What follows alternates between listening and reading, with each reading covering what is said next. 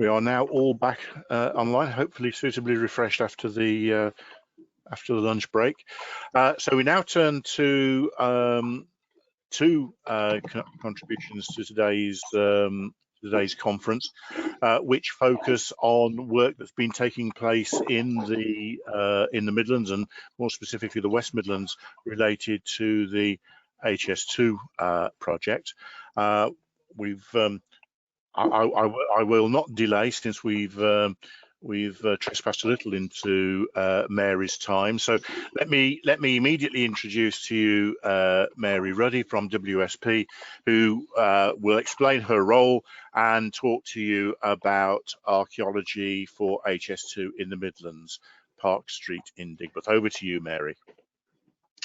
Thanks very much, John. Hi, Sam. Hi, everyone. Thank you for inviting me.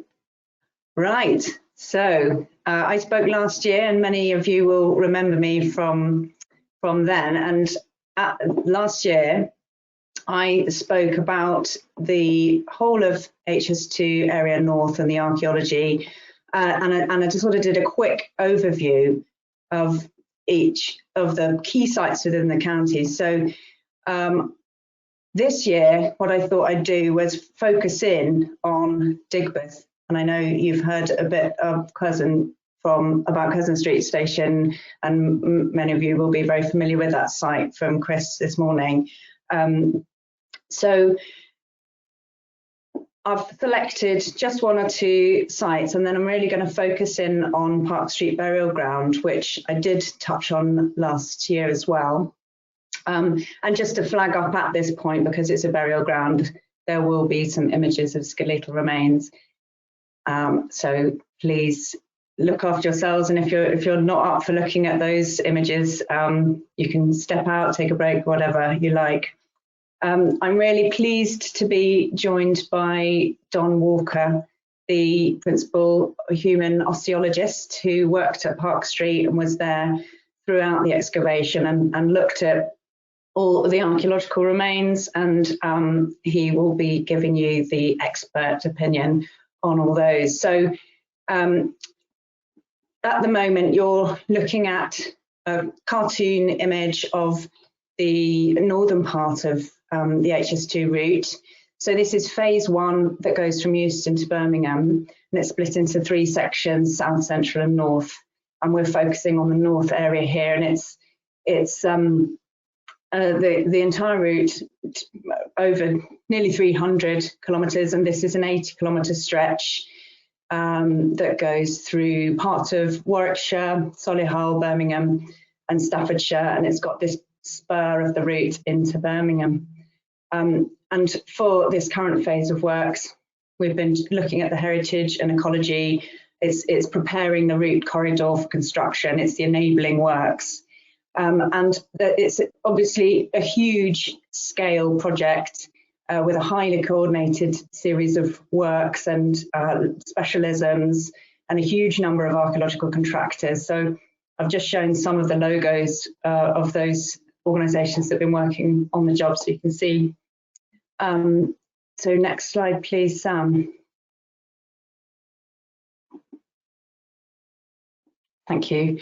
This is just a quick view of the key sites, just a reminder of last year. So several sites in Staffordshire. The image on the left is Hansacre, which was a late Iron Age settlement. And there was also a Romano-British site in Streethay, and a multi-phase site with a small assemblage of worked flint and pottery at Rickneld Street. And then moving along to the next image, Fossway. Several sites in Warwickshire. Fossway was one of them. It's a predominantly Iron Age site, settlement site, rural Iron Age settlement site. There are several sites around the Fossway area. And another of the key sites in Warwickshire that I described last time was Crewe Farm, which had an early Anglo-Saxon urn cremation, among other things. And then one of the largest, and it's great that Emma will be presenting next on Coles Hill, to go into more detail then, but when we were at Cars Lane Church, that Wessex had their stall with some of the finds, and so you could look at the Roman brooch, and there was a late medieval coin So Coles Hill is a multi-phase site going right back to prehistoric, and then under excavation at the moment is this late medieval and post-medieval moated manor and gardens, Coles Hill Manor. And then on the right, Curzon Street, which it was known that the likelihood of finding Stevenson's world's first roundhouse engine roundhouse at the northern terminus of the London Birmingham Railway. So I just flagged that up there as well. Next slide, please. So what I wanted to do was just look at the streetscape and the Digbeth surroundings, and then focus right in on Park Street. And I'll set the scene and then hand over to Don for that look at the osteology. Sam, you can move straight on to the next slide.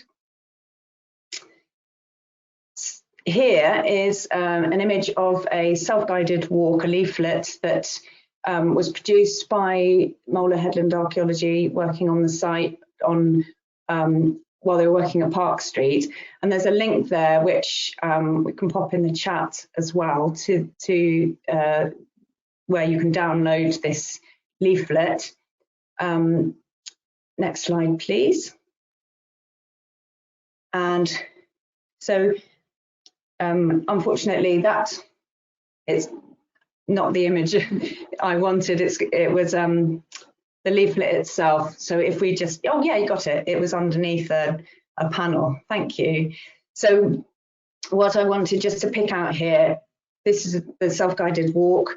And I'm just going to pick out 3 or 4 of the sites and then Park Street. So you can see Park Street burial ground just north of the railway there, and you've got former Curzon Street station, Eagleton, and the banana warehouse that I'll just touch on before going to Park Street. Next slide, please.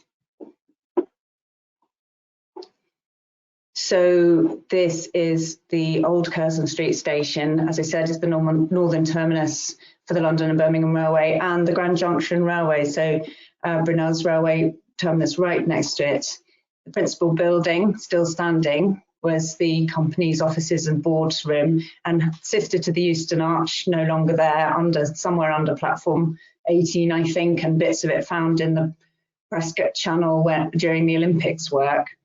The principal buildings were designed by Philip Hardwick, and then the hotel extension added in 1841. And then passenger services were suspended, and it continued as a successful goods station until it was closed in the 1960s. So although the principal building was saved from demolition, the remainder of the site was cleared, but the concrete that covered it was basically just put right on top. So even before the job started, it was a high possibility that the roundhouse would still be there, and indeed it was. So that's one of the stops on the walking tour. And then we can move on to the banana warehouse. And there's a little video, which is Paul McGarity, Molar's engagement officer, recorded a little film about it that's in production. If you could play that.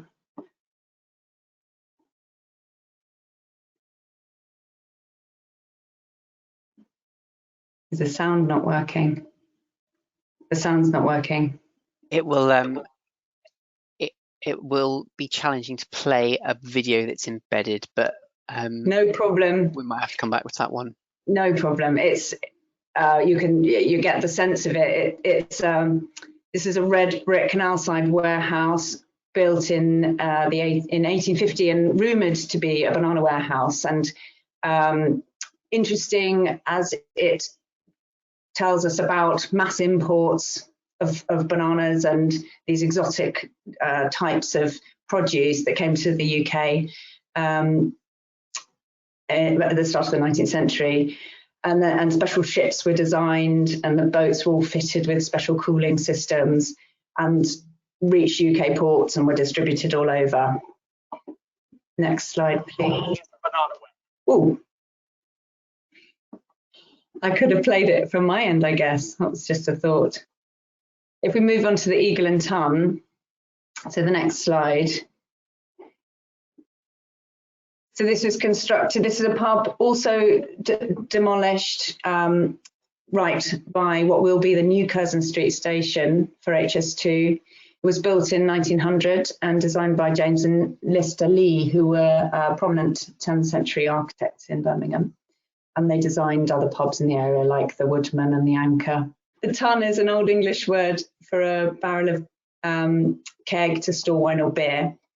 And the Eagleton has a rich music history, which will be remembered and described through our building work and looking at the sort of social history around it within the project. So I hope to be able to tell you about that at some point in the future. And then if we move on to Park Street. So just to locate you, we're right at this west end of the Birmingham Spur, and Park Street Gardens was a public park until enabling works started in 2017. And you can see the two areas of the gardens there with Paisley Street separating them, and the railway coming into New Street just at the south, sort of slicing off that southern corner. And if we just then move on to the next slide, which is a beautiful 1873 panorama of the Birmingham area. And I just wanted to briefly reflect on the context in which Park Street came to being, looking at the parish of St Martin. So there's a couple of clicks we'll bring up the St Martin in the Bullring Church, I believe, if you move on. Thank you. And if you click again, St Martin was founded in the 13th century, and then in the 19th century, the parish covered a significant area of modern Birmingham, contemporary Birmingham. So the second red ring is where Park Street Burial Ground is. It was opened in 1810 as an overflow cemetery because St Martin in the Bullring churchyard and graveyard were being overwhelmed by the numbers of people being buried there. So the church acquired this extra bit of land, as well as one over the road at St Bartholomew's Chapel of Ease.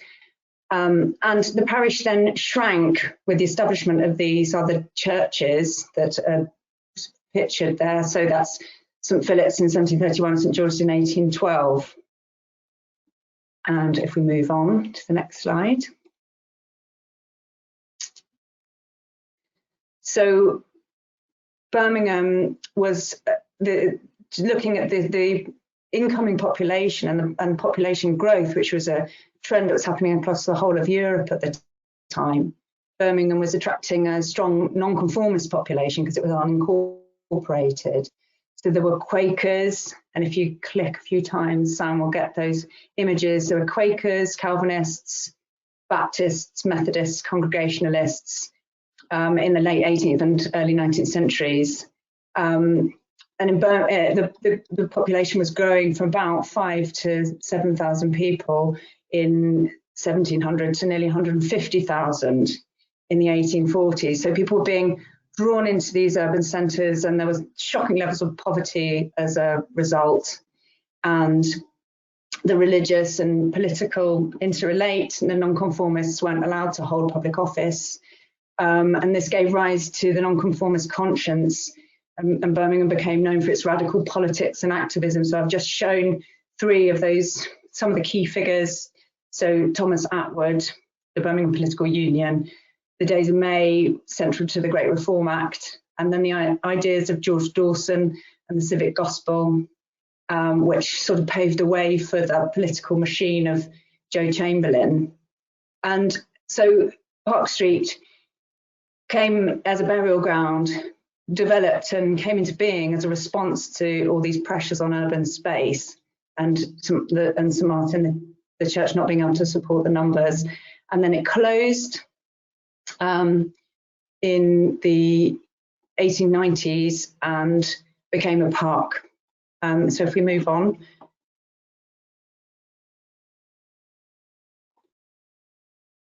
And just to show this sort of end place at the fringes of the town then, it had a quite bad character. It was sort of wasteland and Burbage plots, and so interestingly, as it fell into disrepute and then became a park that was for the health and well-being of local children, and its reputation maybe rose a little, and it remained a park into the 21st century when construction started, or enabling work started.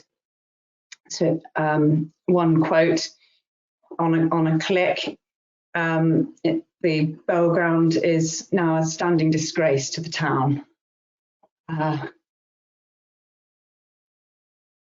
Thank you. So here we have an image looking sort of southeast across from the Clayton Hotel, across the site under construction, and tents were built to protect the site from the weather, and also to shield any human remains from people who might not want to see them. And at this point, I'm going to hand over to Don to go right inside those tents and look at some of the archaeological interests therein.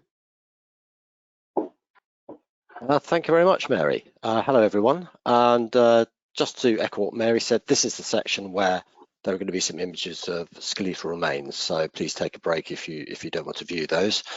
Now, Park Street Burial Ground, this is inside one of the tents. This is the northern area, the first area we excavated.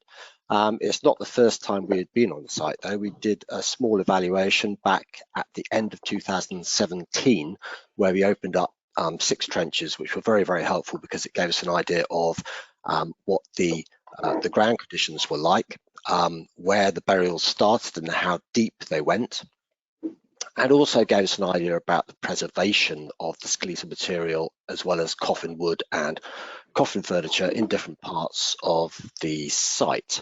And generally in the northern area, we had earth-cut graves. I think you can probably see the dark outline of the graves in the sandy soil. And in the southern half, we had, again, mostly earth-cut graves, but we also had what you might call richer burials in the form of brick-lined tombs and large family vaults. And the south area was closer to St Martin's, the parish church, and that's possibly why they decided to have perhaps the wealthier people buried in that area. This plan shows you both the north and south area, and they were separated by Fazeley Street, and Fazeley Street was actually there when the burial ground was created, so it always had this north-south road separating the northern half from the southern half of the ground. And I think you can see in the south side, on the right-hand side, you can see some of those brick-lined tombs and the family vaults. You can also see perhaps that there are some clear rows of burial. There's less intercutting when you compare it with the more crowded northern area, and this all goes towards the theory that the northern area was really for poorer families, whereas the southern area was for the wealthier. There was a more organized burial ground with more funerary monuments. This meant we also got some names from surviving gravestones and funerary monuments. However, in general, the coffin wood was not well preserved, and also the coffin furniture was poorly preserved, and this meant we didn't get really many names from coffin plates, in fact hardly any at all. And to add to this, although there are burial records, parish records of burials in St Martin's, we don't know which burial ground each person was put into, so we can't say who was buried at Park Street by looking at the burial records. Okay, if we move on to the next slide, please. This is interesting because we found varying conditions between the north area and the south area at Park Street. In the north area, there had been some activity prior to setting up the burial ground, where there's been some redeposited earth brought in and dug into the sandy soil. And this actually produced ideal conditions for the preservation of the skeletal material. Not so much for coffin wood, but for the skeletal material, it was almost perfect, and also very, very good digging conditions as well. And this meant that we had in the north area very, very good bone preservation. Unfortunately, in the south area, the burials were dug into natural sand. And I think obviously the acidity of the sand had a real effect on the bone itself and meant that the bone was not so well preserved.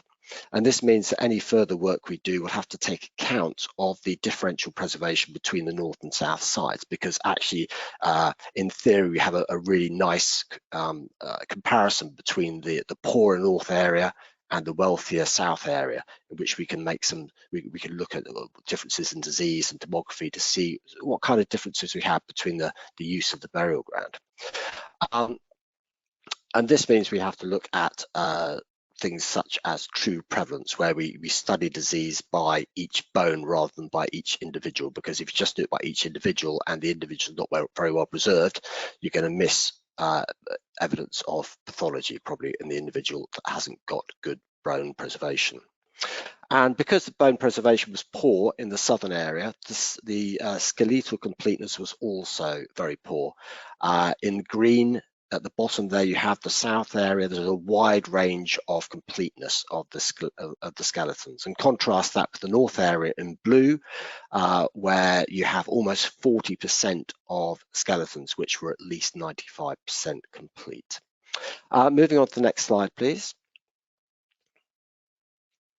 One of the main points of interest we found at Park Street was hopefully related to the industry in Birmingham, a very particular type of industry, small workhouses, very intensive piecemeal work, often on drop machines and other type of machines, very, very intensive, repetitive activities, very manual labor, very skilled labor in many cases. And this is reflected not only in some of the finds at Park Street. For example, we found several button stamps, mother of pearl button stamps, just in the topsoil at Park Street, but also in the skeletal remains. You may be wondering what that image on the right is. And I was puzzled for a bit why they found a sword in with a post-medieval burial, but actually, of course, it's not a sword. Apparently it's a file, and filing was a very important part of the finishing process in metalwork, and metalwork was what Birmingham was all about. They did make buttons as well, but they made a huge amount of metal objects, anything from toys to guns to pen nibs. And I think perhaps we might be able to look into this aspect of work in Birmingham. We start to see some little signs, and one involves the image at the bottom. This is a bone, a wrist bone, the capitate, and it's got extreme osteoarthritis in a small joint in the wrist. And this is really a reflection of some very repetitive, intensive movement in the wrist. And we didn't find any other osteoarthritis in this individual. And we have a few examples of this where you've got very, very severe osteoarthritis where the whole cartilage has gone and it's just worn away these joints. The rest of the body is fine. It's just because of the intensive, repetitive actions, probably, that has left this mark on the bone. So this is something I haven't seen before anywhere else, and it's peculiar, it seems, to Birmingham. So it's certainly something that we're going to look at in further detail.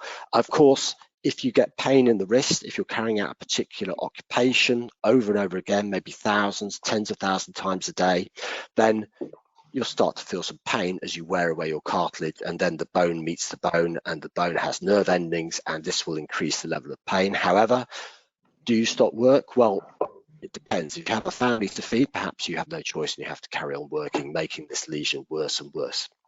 If we move on to the next slide, please. Just quickly show you some of the effects of a crowded urban environment in Birmingham. On the left, we have a child of about 10 years of age. If you look at the leg bones, the femora and the tibiae, you can see that they're bendy, and that's because this individual was suffering from vitamin D deficiency, what we call childhood rickets. And this has basically caused the bones to fail to mineralize successfully. If you don't get enough sunlight, if you're living in crowded streets, if you're living inside a lot, not getting enough sunlight, then you cannot metabolize vitamin D properly, and your bones do not mineralize properly. They remain soft and they will bow under your own weight. And this is not just a problem in the 19th century, it's actually a problem that's coming back today because children are spending more and more time indoors, not getting enough sunlight.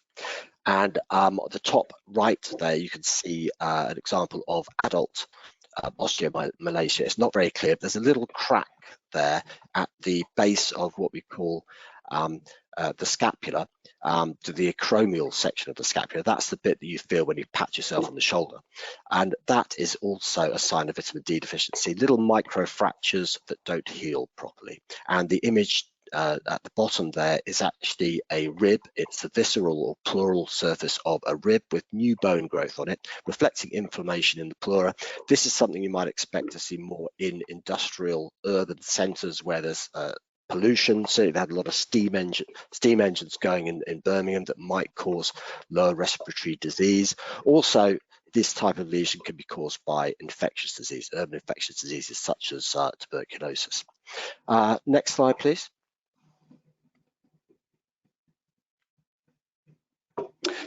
Okay, I'm aware we haven't got a lot of time, so I'm going to go pretty quickly here. Just at the top here, we see quite a dramatic example of a fracture. We had a lot of examples of fractures in the poorer area of the burial ground. This is what we call a perimortem fracture. This is one from which the individual did not survive. It's a mid-shaft fracture of the left femur. It's a spiral fracture, and if you look at the image on the top right, it's quite dramatic. You can see the spiral line continuing all the way down to the base of the bone. A mid-shaft femoral fracture is extremely serious, extremely dangerous, and unfortunately this adult male didn't survive the injury. The images at the bottom on the left, you can see what we call spinal collapse or Pott's disease. This is diagnostic of tuberculosis, again something we're finding in the cemetery, and something that's reasonably common in 19th century burial grounds, because often it was responsible for 15 to 20% of deaths. And on the right hand side, we see a couple of thigh bones, femora. Again, this is from possibly an urban disease, venereal syphilis. We found quite a lot of examples of this in the burial ground as well. Next slide, please.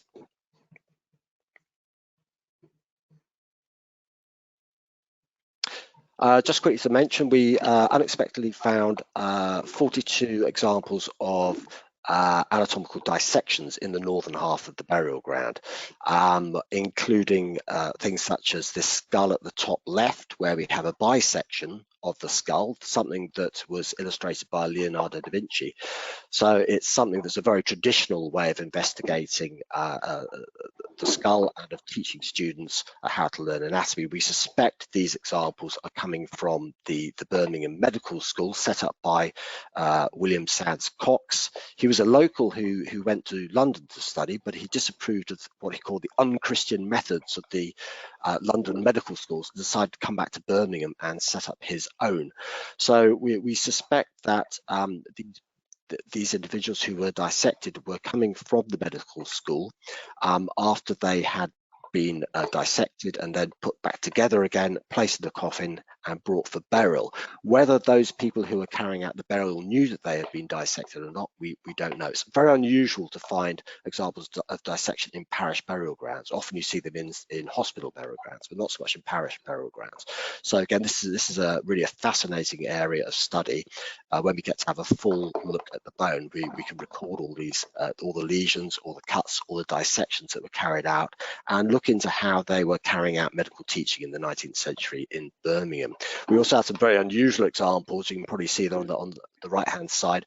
a skull with a brick in it. This is a craniotomy, a typical procedure carried out in autopsy and dissection, and for some reason they put a brick to replace the brain.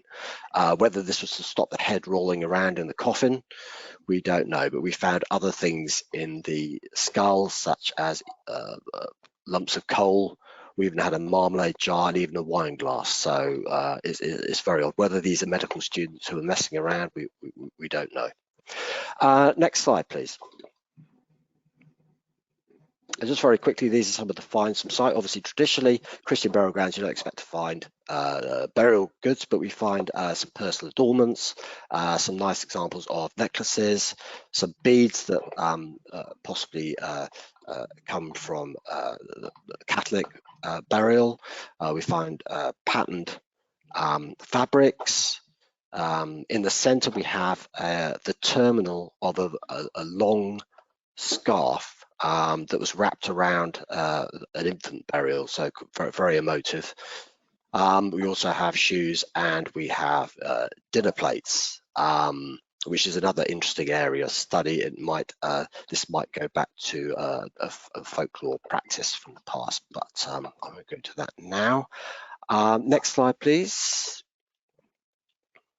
And just to summarize this bit, we've still got to do the full analysis. We hope to do analysis perhaps on 3,000 individuals. We can look more into what was going on in the workshops and the effect this had on the health of the population. We can look into pollution, look at rib lesions, look at respiratory diseases, and also look at more at infectious diseases, kind of urban infectious diseases that affected people in crowded urban centres, as well as metabolic diseases such as rickets and osteomalacia. And I think I'm going to stop there and hand back to Mary. Thanks very much, Don. Yes, last slide, just to say that, of course, you can see webinars on the HS2 YouTube website, on Park Street and other HS2 sites with Don and others talking, and there's a lot of resources there as well that we can pop in the chat. So thank you very much for listening, and apologies for overrunning.